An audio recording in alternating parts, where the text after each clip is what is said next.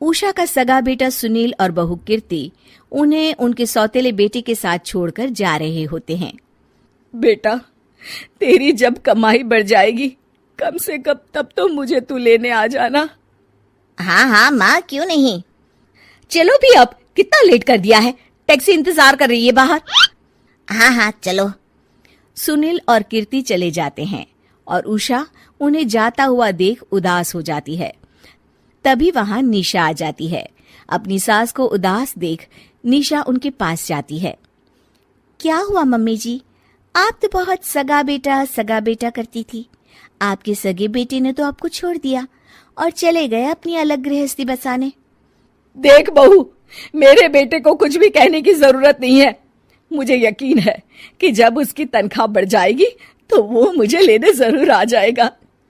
हाँ, ये भी देख लेंगे कि वो लोग आपको वापस लेने आते हैं या नहीं। तब तक तो आप भी यहीं हो और मैं भी। उषा अपने बेटे के ना होने से बहुत ही उदास रहने लगती है। उन्होंने खाना खाना भी छोड़ दिया। सुनिए जी, मम्मी जी ने आज भी कुछ नहीं खाया। जब भी खाने के बारे में पूछती हूँ तो कह देती हैं भूख नहीं है और अपने कमरे में ही बैठी रहती हैं। ये सुनकर ऋषभ अपनी माँ के पास खाना लेकर जाता है। माँ, सुनील बेटा आ गया तू? ओह, तू है। माँ, मैं खाना लाया हूँ, खा लीजिए प्लीज। आप ऐसे भूखी रहेंगी तो बीमार पड़ जाएंगी। मुझे भूख नहीं है, ले जा तू खाना। ठीक है, फिर जब तक आप नहीं खाएंगी मैं भी नहीं जाने वाला यहाँ से। अरे तू क्यों जिद करता है? कहा ना मुझे भूख नहीं है। अरे मम्मी जी, आप खा भी लीजिए ना, ये कितने प्यार से आपको खिला रहे हैं, उसकी तो कदर कर लीजिए कम से कम। अरे तू क्यों बीच में हमेशा अपनी टांग अड़ाती है? ठीक है, लाओ दे दो। कम से कम खाने के बाद तुम दोनों तो इस कमरे से जाओगे। उषा खाना खा लेती है और ऋषभ और निशा ये देखकर खुश हो जाते हैं। चलो, कम से कम माँ ने खाना तो खा लिया। उषा एक दिन सुनील को फोन मिलाती है। हेलो बेटा सुनील, तू घर मिलने आ जाना बहू को लेकर। कितने दिन हो गए, बहुत मन कर रहा है मेरा। हाँ हाँ ठीक है माँ, ऑफिस में बहुत काम है, टाइम मिला तो आ जाऊंगा। सुनील फोन काट देता है। हेलो सुनील बेटा। सुनील की बात सुनकर उषा उदास हो जाती है। तभी वहां ऋषभ आ जाता है।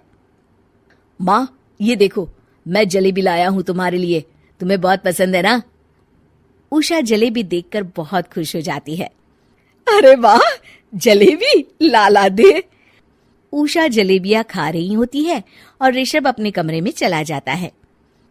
देखा मम्मी जी, आपका ये कितना ख्याल रखते हैं, और प्यार सगे और सौतेले से नहीं आका जा सकता।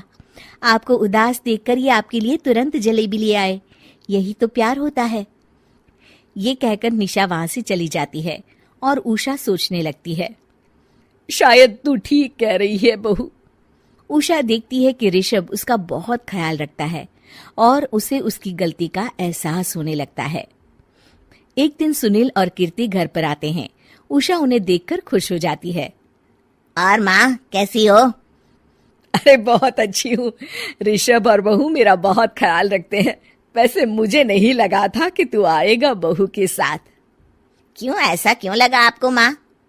बेटा, फोन पर तूने कहा था कि तुझे बहुत काम है। हाँ माँ, पर मुझे ये भी तो पता था ना कि मेरी माँ इंतजार कर रही होगी मेरा। ना बेटा ना, मैं तो इंतजार नहीं कर रही थी, मैंने तो उम्मीद ही छोड़ दी थी। सुनील को यह देखकर अजीब लग रहा होता है कि उसकी माँ ऋषभ से अब बहुत अच्छे से बात कर रही होती है और उसके आने की उनको कोई खास खुशी भी नहीं होती है। अपनी माँ का ध्यान न पाकर उसे थोड़ी सी जलन महसूस होती है। माँ, ये देखो मैं क्या लाया हूँ, साड़ी तुम्हारे लिए। हाँ बेटा, अच्छी है साड़ी तो। अच्छी है तो फिर आप आज इसे पहनो और फिर कहीं घूमने चले जाते हैं। बेटा, ऋषभ ने भी मुझे साड़ी दी थी, आज तो मैं वही पहनूंगी। तेरी दी हुई साड़ी फिर कभी पहन लूंगी। सुनील को अब बहुत ही ज्यादा जलन हो रही होती है। उसे समझ नहीं आता कि अपनी माँ का ध्यान फिर से कैसे वो अपनी तरफ खींचे। रात हो जाती है और उनके जाने का वक्त आ जाता है। माँ, चलो अपना सामान बांधो और हमारे साथ चलो। कीर्ति ये सुनकर चौंक जाती है। ये क्या कह रहे हैं आप? हम सासू माँ को लेने थोड़ी ना आए थे। अरे तुम चुप हो जाओ। माँ चलो जाओ, अपना सामान बांध लो। आप मेरे साथ आ रही हो, मैंने कह दिया तो कह दिया। अरे पर बेटा, तेरी तो तनख्वाह कम है, मैं तुझ पर बोझ नहीं बनना चाहती। अरे मुझ पर बोझ नहीं हो माँ, बस आप चलो ना, मैं लेकर ही जाऊंगा आपको। नहीं बेटा, अब मैं नहीं आना चाहती। मैं तो अब ऋषभ और बहू के साथ ही रहूंगी। ये सुनकर ऋषभ चौंक जाता है। ये क्या कह रही हो माँ? हाँ बेटा, मैं कहीं नहीं जाने वाली अब। माँ, अब सच में नहीं जा रही? नहीं बेटा, मैं तो तेरे पास ही रहूंगी अब, और जो प्यार मैं तुझे नहीं दे पाई वो सब दूंगी बेटा। ऋषभ और उसकी माँ गले मिलते हैं और निशा खुश हो जाती है।